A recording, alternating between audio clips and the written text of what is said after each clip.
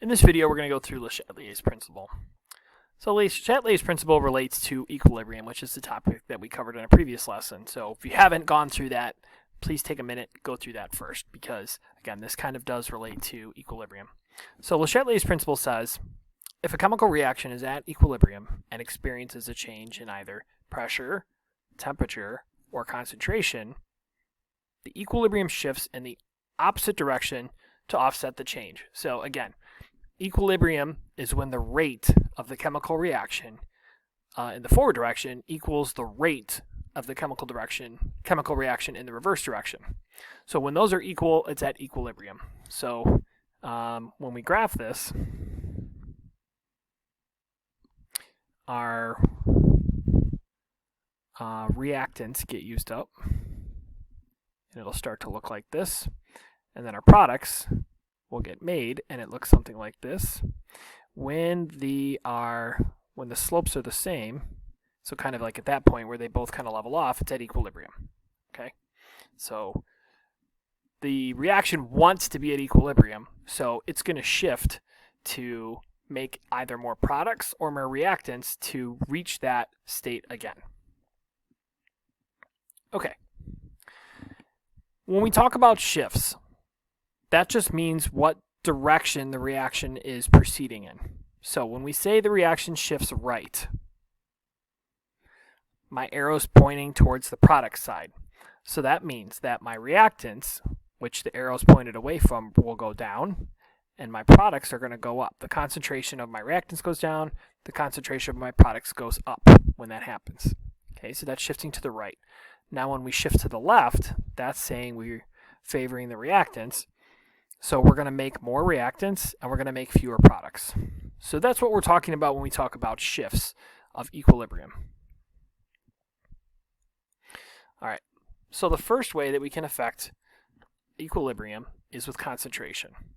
So when we increase a concentration, equilibrium will shift away from the substance. So if you look at the reaction that I've got here, if I increase A, so if I'm increasing A on this side of the reactant side of the reaction, it's going to shift away from that. So what's going to happen is it'll start using up A will go down, and then C and D are going to get made, so C and D will go up. Okay, an easy way to remember this, if you add, you shift away.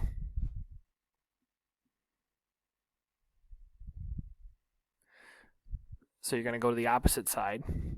If you subtract, you're going to stay on that side. So if you're subtracting A, if I'm decreasing the concentration of A, equilibrium will stay on, or the reaction will shift on the same side as A. Subtract, stay, or same side, however you want to remember it. So let's look at an example. It says, which way will equilibrium shift if more of B is added? So if I add B, it's going to shift away. So it's going to shift right.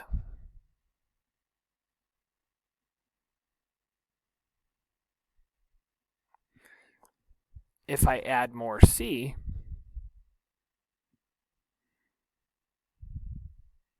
I want to shift away. So it says, what happens to the concentration of A when more C is added? Well, the concentration of A, remember, when something's written in brackets, it means the concentration will increase.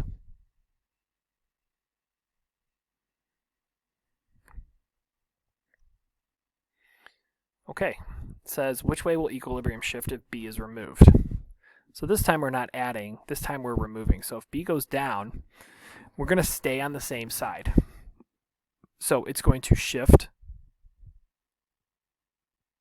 left. Since we're removing B, we want to make more of B to balance it back out, so we need to shift to the left to make that happen. Next question says, what happens to the concentration of C when D is removed?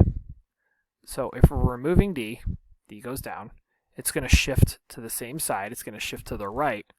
If it shifts to the right, that means the concentration of C is going to go up.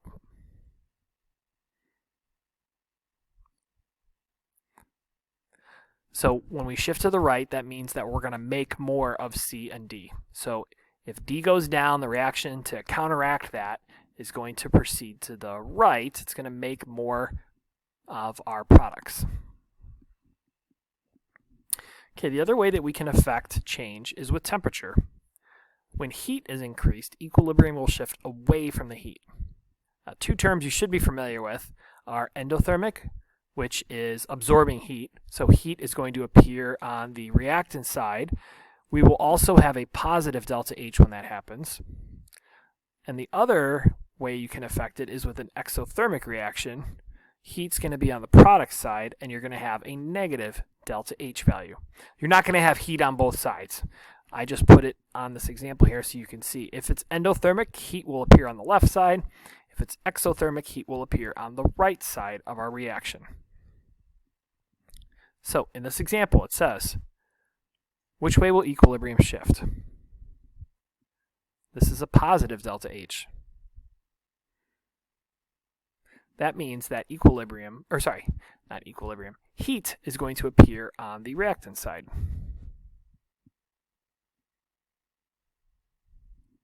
So if we're adding heat, follows the same rules. If you add, it shifts away. So it's going to proceed to the right. So it's going to shift to the right.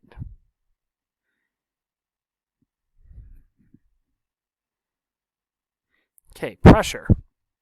Increasing the pressure, which is also decreasing the volume, think about what happens when you squeeze a balloon, will cause a shift in the direction with the fewest number of moles. This only affects gases. So in this reaction, which way will equilibrium shift if pressure is increased? So we have an imaginary 1 on this side in front of the A. So 2 plus 1 gives us 3 moles. On the other side, we have 1 and 1. So if I add those together, that is 2 moles. So the side with the fewer number of moles is the product side. So it's going to shift to the right because it has fewer moles on that side. Now, a catalyst. So just a quick recap. So if I have a potential energy diagram, this one is for an endothermic reaction. A catalyst lowers the activation energy.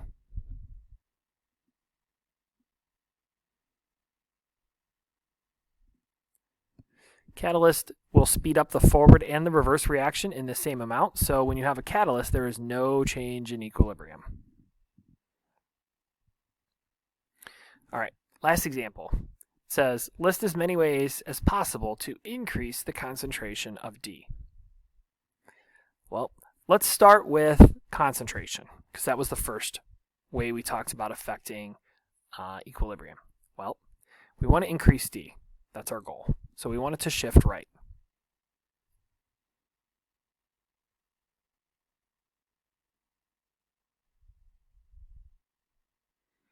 So to do that, we could increase A or B.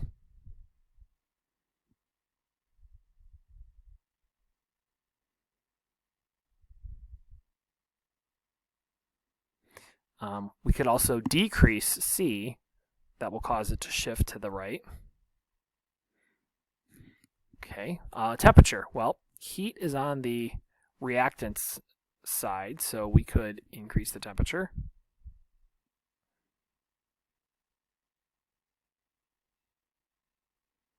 Remember, if we add heat, it's going to cause it to shift away. So if heat is on the reactant side, if I add to that heat, it's going to cause it to shift away. Let's look at the last one that we considered, and that was pressure. So let's count the number of moles. So we have 3 moles here, and then we have 2 moles here. So the fewer side is the right side, so we could also increase the pressure, which is also the same as decreasing the volume. And that's it. That's Le Chatelier's in a nutshell.